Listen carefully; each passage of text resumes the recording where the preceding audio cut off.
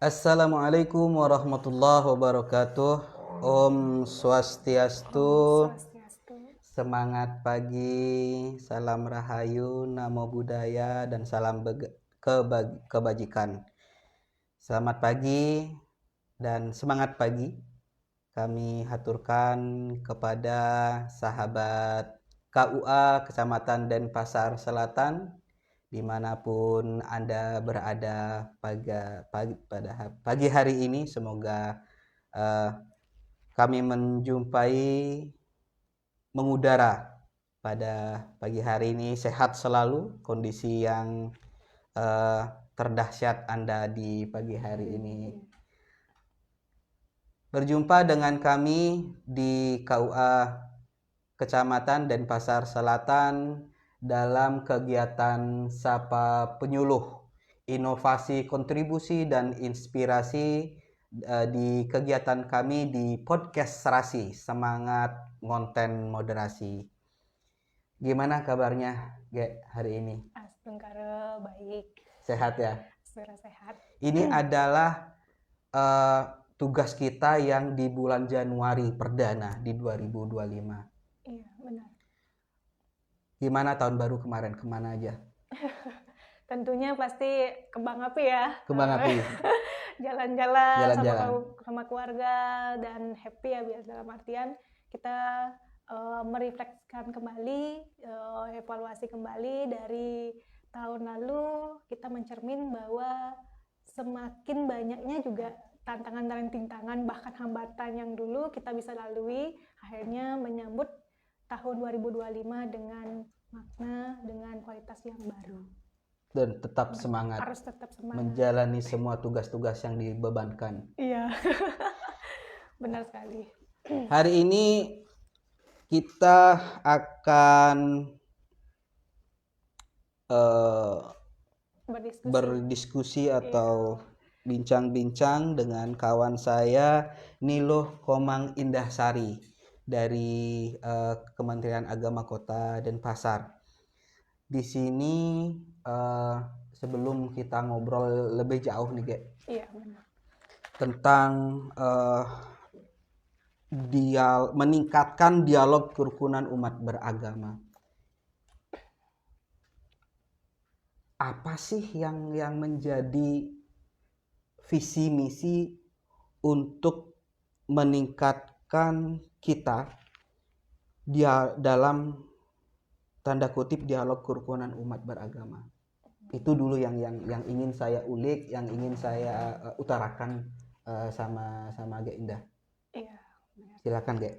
Terima kasih Pak Robi sudah menyapa para penyuluh di sini dimanapun berada, yang dimana podcast Serasi Semangat Konten Moderasi yang kini kita sudah berjalan di tahun 2025 Iya. dengan penuh inovasi yang baru, kreativitas yang Dengan baru, semangat baru, dan banyak inovasi yang pemikiran Betul. kita untuk kita bahas saat ini.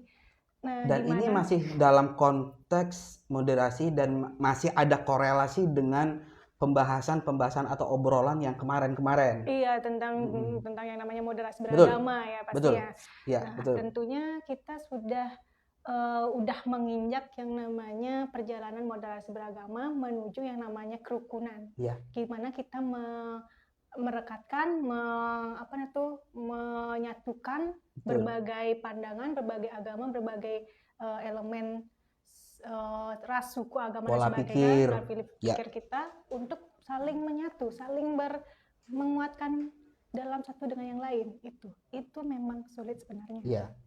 Tetapi kita di Kementerian Agama sudah menjunjung yang namanya proses peningkatan tentang kerukunan umat beragama melalui apa? Melalui dialog kerukunan beragama. Nah, ini yang perlu kita tingkatkan.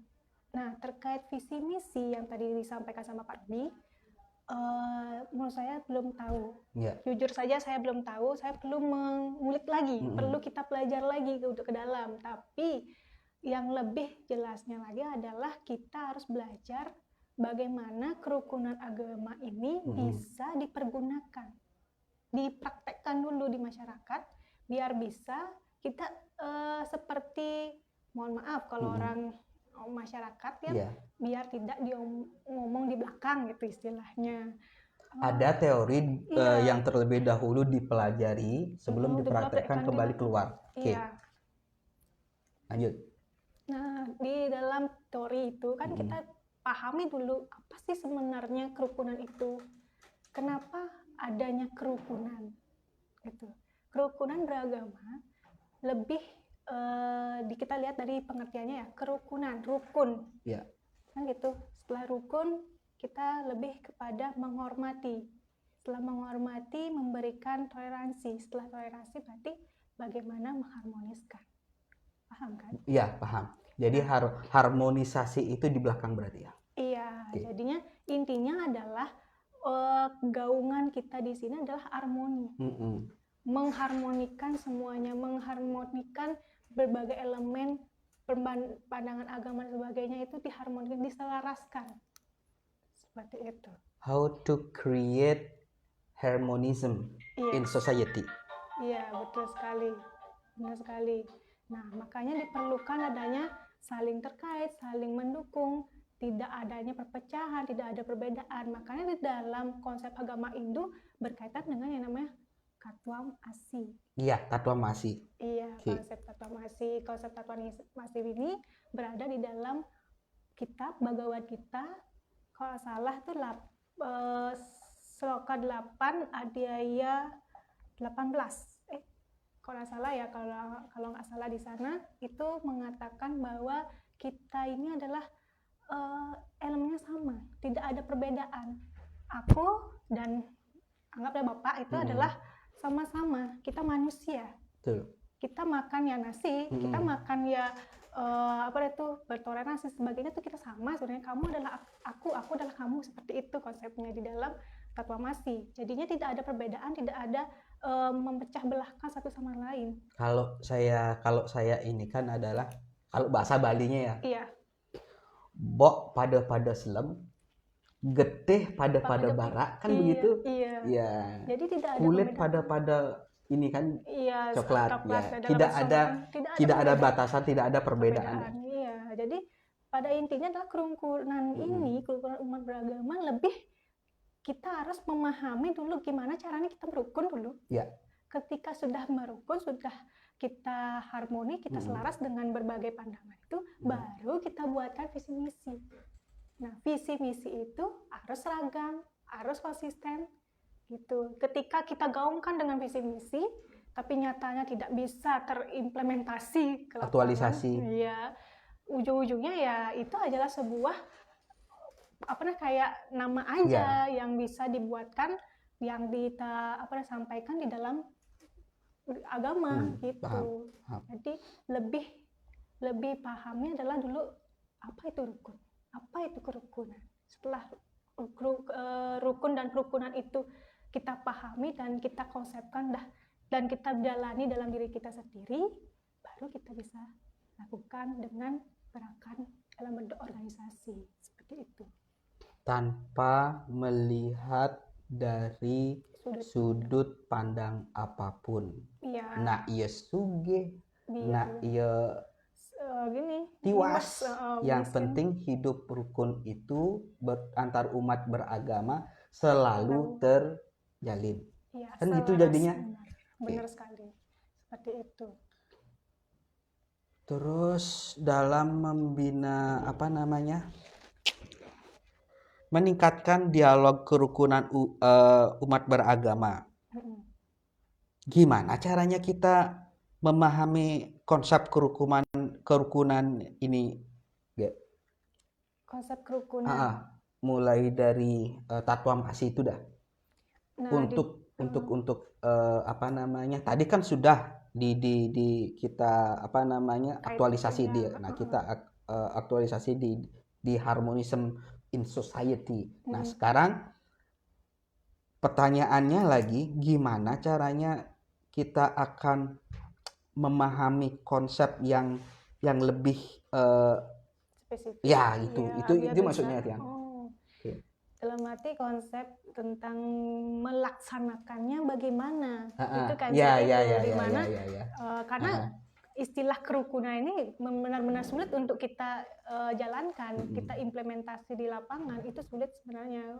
Ya, bicara aja Iya. gampang gitu, benar nggak? Bicara itu gampang untuk disampaikan di depan umum, bahkan berbagai lintas internasional, nasional itu gaungan kerukunan itu Ya. sudah familiar disampaikan, tetapi bagaimana untuk mempraktekkan, melakukan, menerapkan sampai akhirnya bisa dipergunakan, bahkan bisa berkonsisten berjalan sampai detik ini seperti itu. Nah, itu memang sulit sebenarnya ya menurut saya, karena kerukunan perlu adanya keterkaitan antar semua agama, bukan hanya agama maaf Islam aja, Iya. tapi semua agama, Hindu, Semua Buddha, kalangan ya, pokoknya.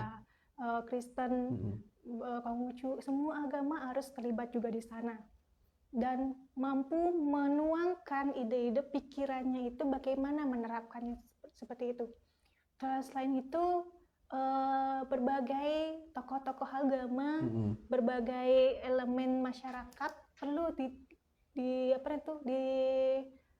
diforumkan, dirapatkan agar paham juga apa sih sebenarnya kerukunan ini, bagaimana untuk mengimplementasikan kerukunan ini. Kalau menurut saya sih lebih caranya adalah bertoleransi, paling banyak digunakan toleransi, saling membantu, saling menolong atau gotong royong, terus tidak melakukan yang namanya kekerasan, atau istilah orang Bali itu adalah ahimsa, itu melakukan kekerasan. Setelah itu kalau di Hindu ada istilah yang namanya trihita karana. Iya. Ya, berarti mengharmoniskan antar ketiga elemen itu. Pertama ada mengharmoniskan lingkungan, yang kedua mengharmoniskan tentang manusia, dan terakhir mengharmoniskan terhadap Tuhan itu sendiri. Gitu. Gimana sih caranya mengharmoniskan itu? Kalau di dalam Hindu ada istilah catur marga yoga. Catur marga yoga. Ya. Salah satunya adalah jalan bakti. Kita bersujud kepada Tuhan dengan melakukan pemujaan kepada Tuhan. Tapi jalan bakti bukan hanya berfokus pada Tuhan saja, tapi kita melakukan jalan bakti melalui berbagai elemen. Salah satunya adalah bakti kepada lingkungan dan manusia itu sendiri. Bukan berarti kita menghormati dalam sesama manusia ya. Dalam artian kita menghargai, lebih tepatnya adalah menghargai. Menghormati kan lebih dalam arti kita menunduk kepada yang lebih tinggi gitu, istilahnya orang yang berkuasa. Tetapi kita harus bisa menghargai orang lain dengan bentuk konsep jalan bakti itu sendiri. Seperti itu.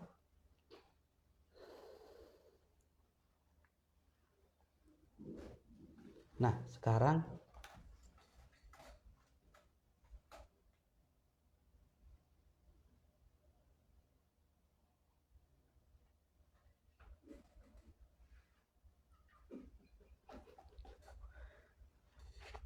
bagaimana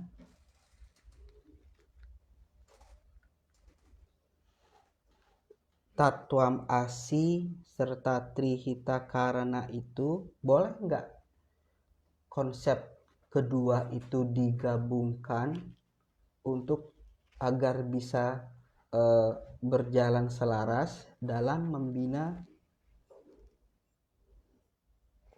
Bisa saja. Bisa, ya. Kalau di Hindu itu kita mengonsepkan semuanya, tidak hanya berpegang teguh pada Tatwamasi saja sebagai pedoman agama, tidak. Ya. Robi kira gini, Tatwam Asi konsepnya sendiri, nah itu direalisasikan sendiri, terus kalau Trihita Karana itu sendiri dan realisasikan sendiri. Nah, dalam benak saya, apakah konsep dari dua ini bisa digabungkan dalam konteks untuk menciptakan suatu kerukunan beragama? Bisa saja. Bisa saja. Ya, ini kemungkinan ya kita kayak bisa mengatakan ini bisa atau tidak, atau bahkan bisa menggunakan apa itu dasar elemen tokoh agama untuk bahwa menyatakan ini benar atau tidak, itu saya nggak berani mengatakan seperti itu, tetapi lebih kepada memungkinkan posisinya bisa iya bisa tidak, karena konsep tatomasi dan trihita karana yang sudah familiar dan digaungkan di masyarakat itu, salah satu di Hindu, itu yang paling utama dan paling diujung oleh elemen agama. Karena tatuam asi simple dia. Kita menjelaskan bahwa tatuam asi ya aku dan kamu itu ya setara, tidak berbeda. Seperti itu. Sedangkan di dalam trihita karana sudah barang tentu sudah tahu, oh ini kita harus mengharmoniskan, kita harus melaraskan antara manusia, Tuhan, dan lingkungan. Gimana sih melaraskannya? Dengan cara, kalau di lingkungan pastinya merawat tumbuhan. Kalau melalui apa itu pengabdian kepada Tuhan, ya melakukan pembersihan sarana prasarana, kita melakukan hormat. Contoh kalau di Hindu kan ibaratnya itu kalau ada piodalan pasti masang wastra, bahwa dikasih sarana prasarana berupa sesajen, itu yang kita aturkan, itu kita sembahkan kayak gitu. Terus sedangkan ke manusia kita harus menghargai perbedaan agama, perbedaan pendapat, perbedaan berbagai elemen masyarakat. Salah satunya adalah agama itu sendiri, kita harus menghargai di sana. Seperti itu. Nah, untuk menjadikannya suatu pedoman, suatu pedoman di masyarakat, tentunya perlu kita pertimbangkan lagi. Karena kan masing-masing agama berbeda-beda juga. Cara meliterasikan, cara memahami suatu kerukunan ini bagaimana. Nah, kita harus kumpulkan dulu untuk mencarikan jawaban atau poin terpenting di dalam suatu agama itu sendiri, dengan cara merapatkan dulu yang tadi saya bilang itu, rapat dulu, kita harus ketemu dulu dengan berbagai tokoh agama, tokoh masyarakat, maupun ulama dan sebagainya, perlu kita pertimbangkan dulu. Dari sanalah kita, oh inilah caranya untuk kita menyelaraskan semua agama agar tidak saling berkonflik gitu. Jadi kan kita bisa menemukan poin utamanya di sana. Kalau misalkan ini test case ya, test case. Kalau misalkan di masyarakat terjadi gejolak permasalahan, kalau yang di Islam atau yang di Muslim itu kan ada istilahnya tabayun. Kita yang di Muslim itu kita mengedepankan musyawarah, sehingga apa permasalahannya, sehingga menjadi titik temu itu dalam tanda kutip rukun. Nah, kalau di Hindu bagaimana? Test case-nya misalkan terjadi gejolak disharmonisasi di masyarakat atau di agama, bagaimana caranya? Hampir sama seperti di dalam Islam itu sendiri, kita di Hindu juga perlu adanya forum musyawarah dengan berbagai lintas agama. Salah satunya adalah lembaga umat, yaitu ada kerjasama dengan PHDI, MDA, terus agama juga terlibat di sana, Polri, Bappenas dan sebagainya, yang harus kita temukan, harus kita carikan solusi terkait salah satunya seperti kejadian di Kepaon, kalau salah Kepaon apa di Renon, saya sempat mengalami permasalahan di sana, tapi saya kurang tahu terkait kronologi yang detailnya bagaimana. Tapi bagaimana sih kita menyikapinya, dengan cara kita harus bertemu langsung dengan orang yang mengalami konflik tersebut. apa sih permasalahannya. Kalau masalahnya ringan, mungkin bisa diatasi dengan baik-baik. Kalau permasalahannya berat, ya mau nggak mau harus ke jalur hukum dengan penanganan polisi masuk di dalam pengadilan seperti itu. Jadi ada dalam arti penanganan ringan, sedang dan berat. Bagaimana cara kita menangani itu adalah bagaimana pola pikir permasalahannya bagaimana gitu dulu. Cari pola pikir permasalahannya apa. Kalau pas permasalahannya seperti ini, baru kita cari solusi. Kayak ini loh solusinya dari berbagai aliran agama. Oh gini solusinya. Barulah kita sampaikan seperti ini cara untuk mengatasi seperti ini dengan jalur apa yang kita gunakan. Kalau jalur yang lebih ringan ya kita ya legowo, kita harus saling meminta maaf, kita saling harus menghargai juga dengan perbedaan tersebut. Seperti itu. Sama seperti tadi kan dibilang kalau udah berat banget nggak bisa diatasi, bahkan terus merembet bahkan sampai berulang-ulang sampai berbulan-bulan tidak diatasi, ya mau nggak mau ya harus ke jalur hukum gitu untuk mengatasi permasalahan tersebut. Seperti itu sih yang terjadi di kita di Hindu. Di Hindu sama kayak di kasus serangan kan perbedaan agama kan terjadi di sana. Yang kita tahu kan di wilayah serangan padahal ada mayoritas Islam, minoritasnya Muslim, mayoritasnya Hindu di sana. Masa nggak ada gini konflik? Pasti ada konflik di sana. Salah satunya adalah masalah penempatan rumah yang harus digusur, harus ditempatkan di sana kayak gitu. Gimana sih menyikapinya? Dengan cara apa? Mencari titik temu di sana. Koordinasi, komunikasi itu yang paling utama di dalam permasalahan dalam kerukunan agama ini. Seperti itu.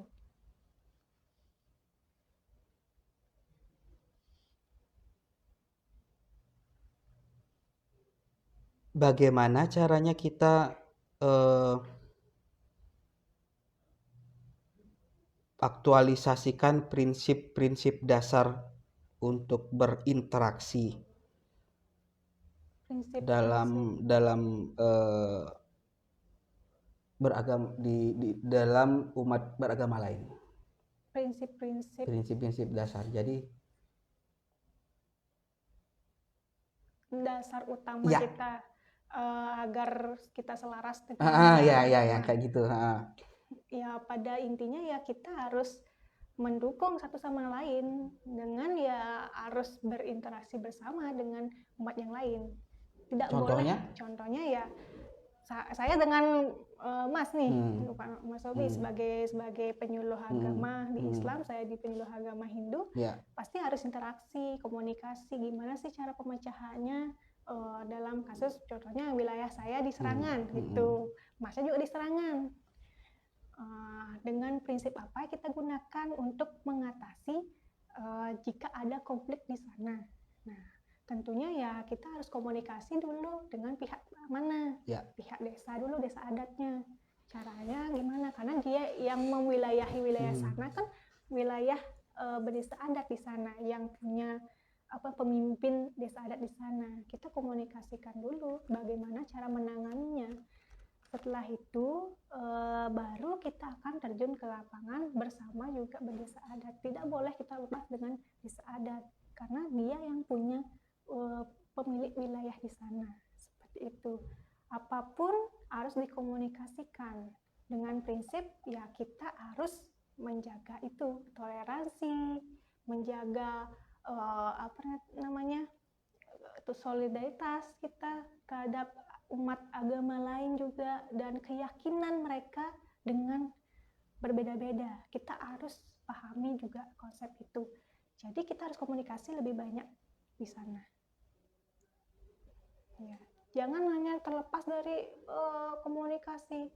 Sekarang komunikasi, berapa bulan lagi nggak ada komunikasi. Jangan seperti itu. Komunikasikan dulu di dalam wilayah di sana. Setelah itu apa permasalahannya? Sebenarnya Kalau masalah sengketa tanah atau apapun kami tidak bisa masuk di dalam sana. Itu kan urusan masalah di dalam wilayah pribadi lah istilahnya, itu kita nggak bisa masuk sana. Tapi kalau masalah tentang yang namanya kerukunan dalam artian konflik karena apa itu antar umat aja, mungkin bisa kita atasi dengan caranya ya kita harus memberikan pemahaman, memberikan kayak ceramah lah istilahnya, penyuluhan. Tidak harus seperti ini, kita harus temukan solusi-solusi agar mereka tetap tentram di sana. Contohnya kalau sudah yang namanya wilayah kampung muslim, ya posisinya di kampung muslim. Tetap kita jaga juga di kampung Hindunya, di mana kampung Hindu kalau ada kegiatan keagamaan kita bantu. Kalau di Hindu ada kegiatan nyepi, kita harus menghargai juga dari pihak muslim seperti itu, dengan cara tetap melakukan sipeng atau istilahnya nyepi dalam adat kita dengan tidak berkeliaran di luar pagar, kayak seperti itu loh istilahnya. Kalau kita untuk menghargai kerukunan itu sendiri, pada prinsipnya adalah kita harus menghargai posisinya, menghargai dan menghormati. Kalau kita tidak menghargai dan menghormati lingkungan kita, salah satunya ada sebelahnya Hindu, Kristen, dan Hindu sedang melakukan nyepi, masa kita harus ganggu lah istilahnya, melakukan apa kayak petas-petasan, jalan-jalan dan sebagainya. Kita ikuti dulu alurnya dari kebiasaan Hindu gitu. Kalau Muslim kegiatan sholat berjamaah atau sebagainya, ya kita menghargai juga. Kita dalam artinya kita diam, jangan ikut terlibat maupun ganggu lah istilahnya, seperti itu. Kita harus menghargai satu yang lain. Itu yang paling mudah untuk kita gunakan sih di hidup elemen masyarakat. Pernah gak dengar misalkan gini, di masjid azan, di pura Trisandia. Iya, pernah itu. Ya, itu karena baru ini apa namanya? Bergema, saling mantul juga. Saling apa istilahnya, saling selaras dan selaras. Iya, tapi saling mantul juga suaranya. Karena saya mohon maaf ya, kalau saya kan sempat pergi atau melalui ke tempatnya ibu ya. Ibu saya bersebelahan rumah Jironya dengan masjid gitu. Jadi kalau udah sholat Trisandia menyambung, ya udah. Pernah saya saya di komplain salah satu warga. Rob, kemudian jam 5:30 saya ngada nak Allahu Akbar, nak Allahu Akbar. Mbok jam kuda bangun jam 6 kan subuh mau terlambat mbok bangun, nak biasanya jam 5 nak subuh Allahu Akbar, nak subuh azan dan itu mbok bestengahi bangun, tak candain begitu dia. Nah itu artinya dengan adanya saling keterkaitan, kalau saya bilang saling keterkaitan dan saling membantu. Jam segitu biasanya Muslim kan subuh. Sebelum sholat subuh itu kan tarhim namanya. Nah, assalatu wassalamu alaik, yang gitu tuh. Kalau jam segitu biasanya ada ini udah jam memasuki pagi nih, udah memasuki pagi. Biasanya saudara-saudara yang lain kan pergi ke pasar melaksanakan mengawali aktivitas. Nah, tetangga itu belum adi jam amun terus yang ada Allahu Akbar Rob. Mbok nak jam 6 mbok bangun tengahi ada itu gitu, saya candain dia. Bahwasanya itu menandakan alarm untuk diri beliau, bahwasanya ayo bangun sudah pagi gitu. Kalau saya yang dia bilang tadi berselaras, selaras hubungannya. Kalau saya diam di rumahnya ibu, emang gitu dah sebagai alarm pagi saya bangun jam sekitar 5 itu ya. Personal calling. langsung dah, oh kalau udah ya azan langsung udah bangun saya gitu, oh udah pagi ya gitu langsung. Tapi kalau di Hindu kan, kalau di Hindu ada istilahnya Trisandi jam 6 baru mulai gini. Tapi kalau saya temukan di rumah saya, di rumah ibu saya itu di Suung Pepas itu. Iya, jam 12-an itu nggak salah, itu baru ada kayak berpantulan, ada suara gini. Entah azan atau apa itu yang berpantulan. Tetap itu dari dulu gitu. Iya. Kalau ndak azan duluan, Trisandi duluan. Kalau ndak Trisandi duluan. Iya, selang-seling lah istilahnya. Selang-seling. Tapi dalam artian kita harus menghargai lah istana. Kita melaraskan bahwa elemen atau energi itu sangat selaras untuk kita gimana ya, saling berkaitan, pada intinya saling mengharmoniskan gitu. Balik lagi ke obrolan kita tadi kayak apa namanya, dengan kerukunan. Iya, kerukunan. Jadi kita harus rukun di sana. Itu udah jelas sebenarnya kita lakukannya, dalam artian sama seperti di masjid ada azan jam 6, ada Trisandi. Jadi kan kita harus memang udah ada aturan jamnya, udah ngerti, oh dia azan nih, kita ya udah menghargai. Kita mungkin meditasi dulu. Kalau di Hindu kan meditasi, atau di istilahnya Brahma Mukta, itu baru kita lakukan meditasi. Sedangkan di Muslim mungkin sholat, azan dan sebagainya lah. Nanti saya kurang tahu tentang hal itu. Tetapi kalau di Hindu sudah menuju jam 6 baru mulai melakukan yang nama aktivitas Sisanya.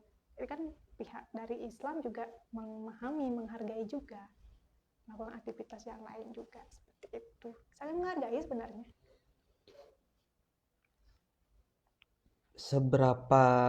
Seberapa ini, kalau saya analisa, seberapa pentingkah kita mempelajari konsep dialog untuk membina kerukunan umat beragama? Berapa kali ya? Seberapa penting kita harus realisasikan dialog dalam kerukunan umat, dalam membina kerukunan umat beragama, itu di kepala saya. Iya, tentunya kalau bisa sih sering kita melakukan aktivitas dialog. Tapi kita ranahnya adalah banyak kepentingan, banyak kesibukan. Jadi setidaknya 1 bulan sekali kita harus berdiskusi, melakukan, menuangkan pikiran, menuangkan ide-ide kita, elemen gagasan kita untuk menyatukan berbagai pendapat. Jangan dibuyarkan bahwa itu dialog kerukunan ya hanya sekedarnya saja. Jangan seperti itu. Tapi kita harus merangkul semuanya. Kita acak semuanya, berbagai elemen dan lintas agama, bahkan lembaga umat, seluruh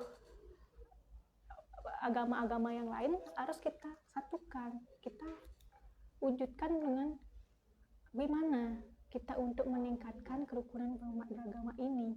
Jangan hanya sekedar gaungan semata kerukunan umat beragama saja, tapi gimana cara mengimplementasikan, mempraktekkan agar yang lain juga bisa, oh gini loh caranya untuk melakukan kerukunan umat beragama, bukan hanya sekedar teori saja, tapi praktiknya pun bisa dilakukan dengan apa? Dengan konsisten, tidak hanya melakukan keharmonisan saja, toleransi, ya itu udah sering melakukan kedamaian, itu kan sudah sering gitu. Kita bagaimana melakukan tindakan itu aja yang sering kita sulit untuk kita capai di sana gitu. Seperti itu sih menurut saya.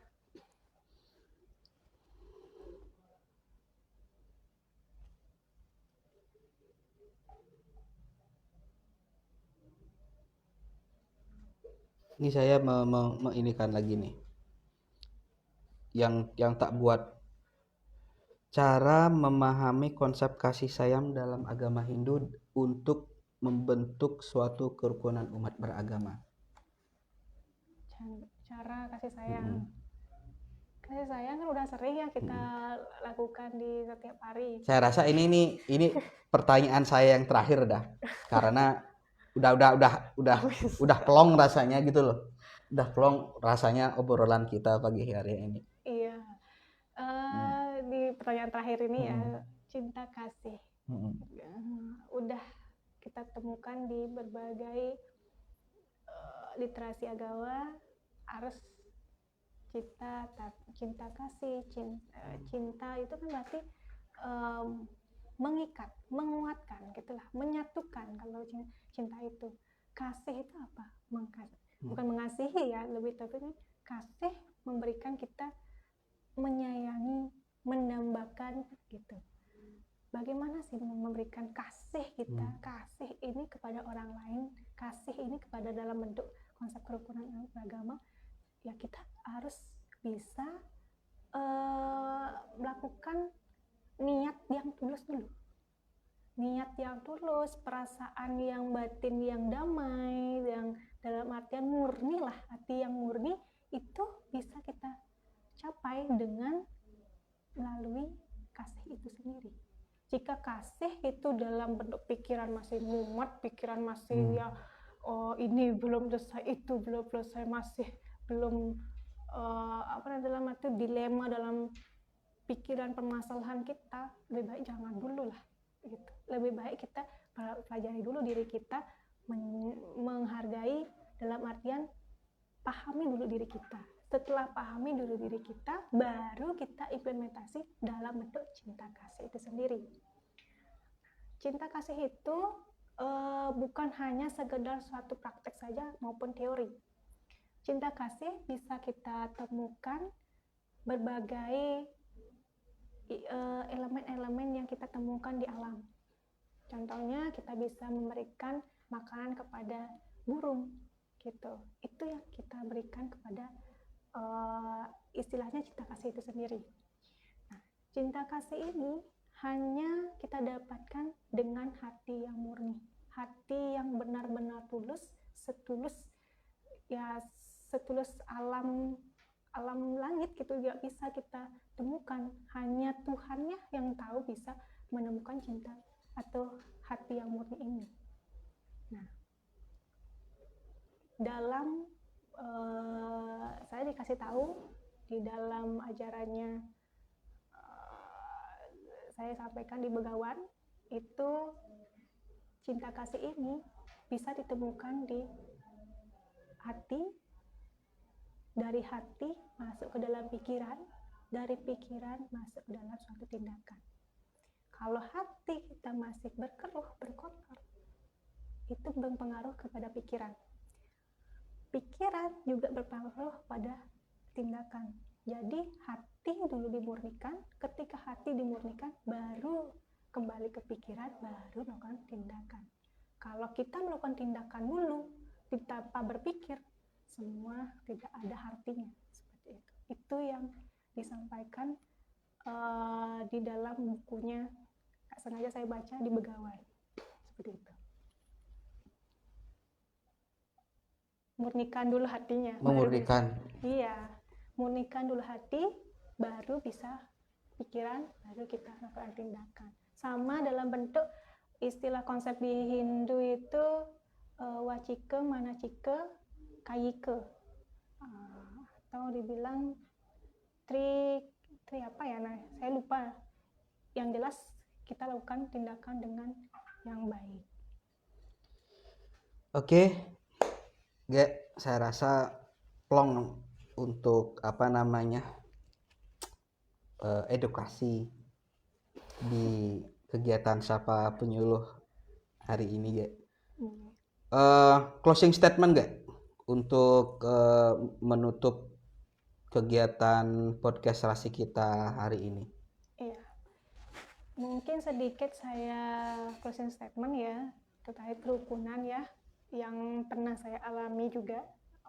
Dalam artian kerukunan ini bukan berdasarkan apa yang kita lihat dan apa yang kita lakukan, tapi kembali kepada diri kita, tergantung pada diri kita gimana caranya dari pikiran kita, dari kemurnian hati kita bisa melakukan tindakan yang baik kepada seluruh umat.